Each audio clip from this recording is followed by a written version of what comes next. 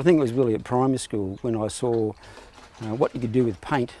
That's when I really got terribly interested in art, and it became my best subject at school.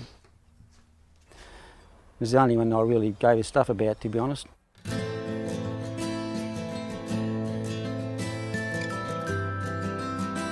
The greatest influence I probably had was when I was at secondary school, and there they actually had an art course. Through the school holidays, my teachers encouraged me to jump on your bike, Craig, and go right out into the bush and draw. I think that's where I first learnt to actually observe what was going on around me.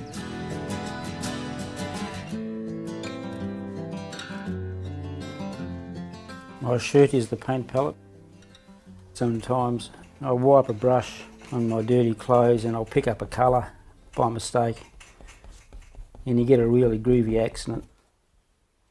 It's like anything, you walk into your workplace, you sit down and you need to face the day. It just requires self-discipline. Often I'll start painting and I'm intimidated by this new subject matter. So I say stuff it, and then I'll pick up my biggest brush and I'll just sort of really get energetic and start just filling up the canvas. The hard part is not everything goes according to plan, and my students love it when I do a demonstration for them and I discard the painting or paint over the painting or put a Stanley knife through it at the end of the day, and they say, "Great, Craig, it's so good to see that happens to you too." I always have 2 or 3, maybe sometimes 4 paintings on the go. I'm working on now 5 paintings to go to the Singapore gallery. Singapore street scenes, which I haven't tackled before, so I'm finding them challenging. I work from photographs. The photograph is just an idea. It just gives you a starting point. I'm trying to remember what it was like when I was there. It was busy.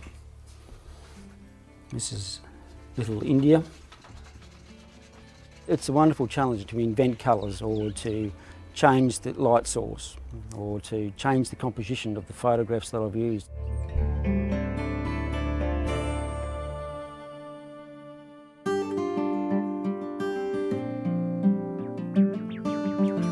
We try and do 2 trips a year to Cambodia with students. In Cambodia, things are so much different to what they are here. There's big temples, food's great. It's third world. As well as an art experience, it's a kind of like a life experience too. We paint on location a lot. We sketch, photograph, and we'll then take that material back to studio environment. We've got a French tour coming up in September, southern part of France, fairly close to Avignon. Lovely medieval villages. So it should be really exciting to go there. This is the Yarra River at Warburton, which is just a beautiful part of the world.